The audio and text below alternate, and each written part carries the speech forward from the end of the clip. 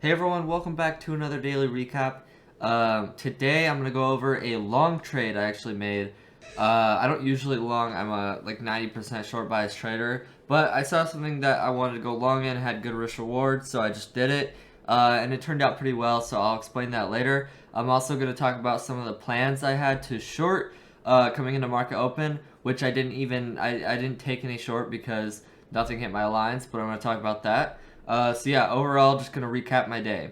And before we get into this, I do have to say this daily recap is not backed by my investing club. I'm just a member making these daily recaps to hopefully help you and also help me. Because when I am overcoming a struggle or I overcame a struggle in the past, I can go to my daily recaps and I can see exactly how I overcame it.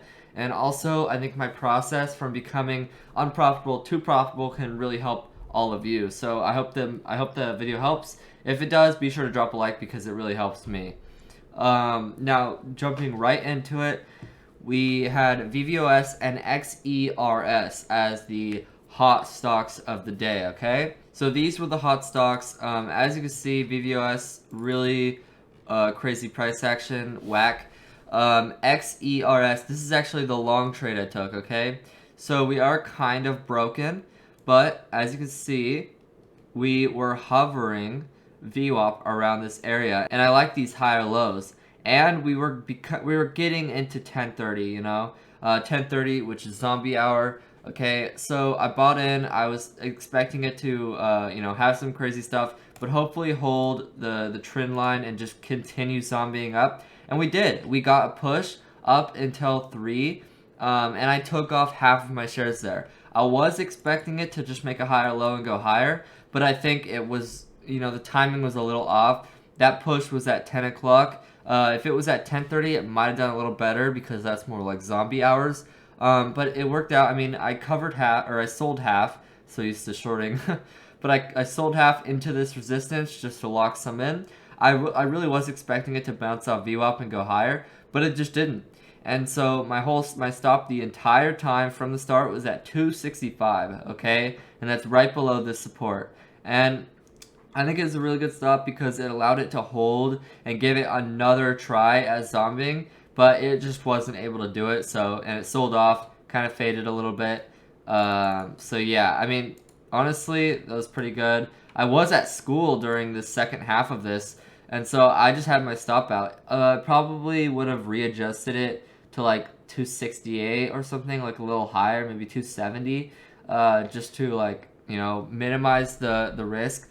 I'm pretty sure it was like about a break-even trade, but yeah. Now jumping into what I was planning on shorting today, first of all was ORPH. We got this one. This is a broken day one chart. Okay, actually, I really want to tell you, I want to show you guys something I made. So this is a doc that I made about the VWAP outerline short, and I really want to systematize a lot of my setups just so I'm a robot, just so I can be a robot. I know exactly what to do. I'm just gonna execute the process, and I know the statistics of the setup. Very high probability. Like I think this setup has like a 90% win rate. Just the VWAP outerline shorts win. It is a very broken day one. And especially when the stock tanks out the market open, tanks and then rips up. That is the best. You can see two chart examples here. It might be small, but that's kind of like what it is. So first step, scaling. First bullet is the resistance below VWAP. Second is VWAP. Third is the line after VWAP. Hard stop is between the third and fourth resistance lines, okay? Now the second step is adding to the winner. When the stock rejects one of your lines, slam, slam, slam. See Alex trades below. Alex just traded below. You can see the screenshot. Right here, this is VWAP. Right when it rejected VWAP, that was his fantasy. Bam, slam, slam, cover, slam, slam, cover, cover, cover, cover, slam, slam, slam, slam, slam, slam, cover, cover. So I'm mainly focusing up here where it hit his line and he slammed instantly. And another key thing is just how he covered, but we're gonna talk about that in a second. So have your slam size pre-planned so you can react quickly. When it rejects your line, it's going to be quick, hopefully. It's not going to be like grindy. It shouldn't be grindy because that means the dip might be being bought and you know it might be supporting. It's got to be like it's probably going to be like a quick rejection, so you got to be ready with your slam size. And so while you're waiting for your fantasy orders to get hit, maybe have your order ready, so all you have to do is click short. That's what Alex does. He clicks short, short, short, short. People might think he has hotkeys, but he doesn't. He just he clicks his short button. He has his order on the montage already, so no hotkeys. But lower your risk to in between the line it rejected and your next line. So looking at ORF today, my first line was actually 580 after VWAP moved down when it kind of tanked. I was expecting it to pop back up, but it never got a pop. And so that was my first line, 5.8, 5.9, and 6 with the stop at 6.05, okay? Let's pretend the stock rejected VWAP, which was my 5.8 line, okay? Bam, it rejected it. Okay, now my stop is going to be 5.85. That is between the line it rejected and the next line. So that gives it a chance to retest 5.8, which is the line it rejected, to see if it will reject again. But if it doesn't, then I want to be out. Okay, going back into this, third step is covers and scaling out. Cover 50% on the first wash. I don't know if Alex does this. This is kind of like my own thing. So you can kind of see Alex's chart, slam, slam. Cover. That cover for me will be 50% of my size. And since I'm under PT, I can't add in more after that on the bounce. And so I kind of just want to scale out as most as I can. So 50% in the first wash. Consider lowering risk to break even if we move far enough away. So on ORF, you can see if we go up to 5.8, reject it, I slam, and then let's say I cover at 5.6. Okay, maybe maybe my average is around like 5. Well, actually, my average would be my one bullet, which is 577. So let's just say, okay, I don't want it to retest my average, so let me just set a break even. It'll kind of differ per trade, but you can either keep your risk as it was before, or you can change it to break even. And then cover 30% on the next wash, and then hold 20% until 950 to 10, which is when most of them start to bounce back to VWAP. And I noticed after just data tracking. And then also just cover all if the price action says to, not so much time-based. Oh my gosh, I didn't even realize this, but pre-market I drew this 10 line, literally right at 10 it reversed, and it made higher lows. So I was, wow, this is the first time I'm seeing it. I just got home from school, and I literally drew this line pre-market. So maybe that's something you guys could look into as well. I'm data tracking it. A lot of the time I see these faders or, you know, the VO projections, they reverse back to and bounce back to VO up starting at 10. So I want to be all out by 10. Okay, that was perfect. That was crazy. And also, this leads into this. Reshort the bounce back to VO up. I said beta since I haven't tracked this much. But from the looks of it, it's like really high probability. So since there is zombie risk, because it's usually around 1030, go half your normal size. Then short only one bullet a little before VWAP. Since it often never really touches VWAP, you can scale if you'd like to. The hard stop should be over VWAP, but not too far from it. And then step 2, add into the winner. When it rejects VWAP or around it, set a stop a little bit above that new top. Now add size accordingly after lowering your risk. And then scaling out, a little bit different this time. Cover 30%, 40%, 30%. Because, I mean, this one is more high probability that it's going to fade if it looks like it's fading. Just watch out for higher lows. If it does start making higher lows, maybe exit half or all. It just depends. But that's kind of what I want to start looking into. So I had plans on ORF. That never popped to my lines. The other stock I had plans on were PSTV, okay? This is a similar thing. This one actually faded past 10, so that didn't work out. But it also didn't even pop to VWAP very much. We just popped to 220, and I didn't get my short on.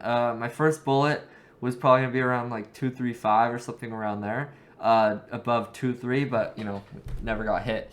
So that's that. Well, I mean, today was pretty awesome. Oh, a trade that I wanted to take and probably would have, but there were no locates. Ooh, this is looking good. The trade I wanted to take was DATS, okay?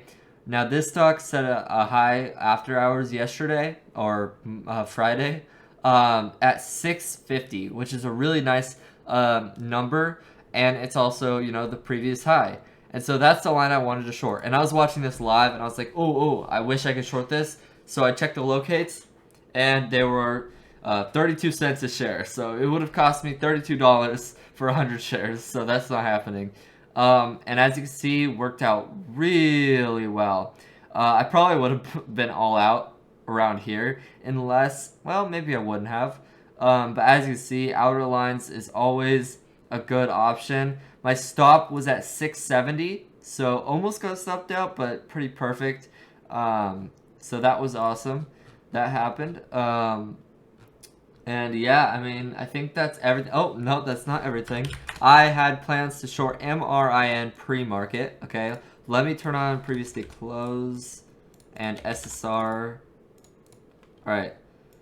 So go check out my last daily recap where I explain the broken day one short. Literally, this is it.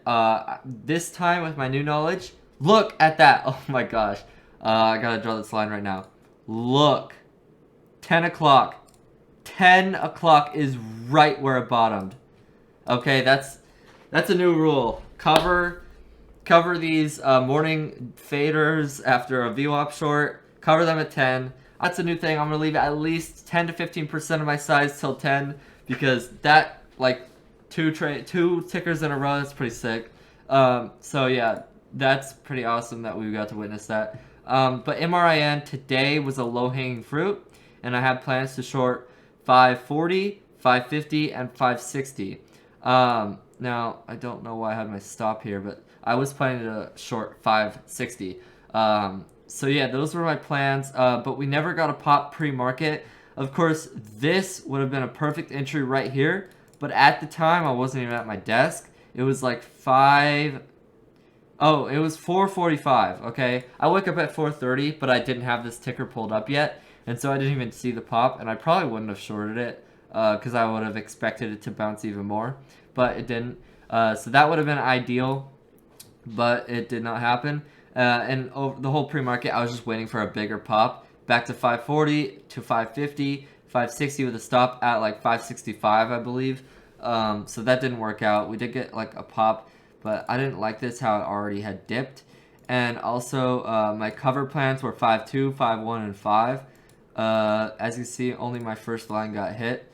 So that's kind of a bummer. But also, if I had entered up here, I would have been already really green on the trade, so probably would have taken it all.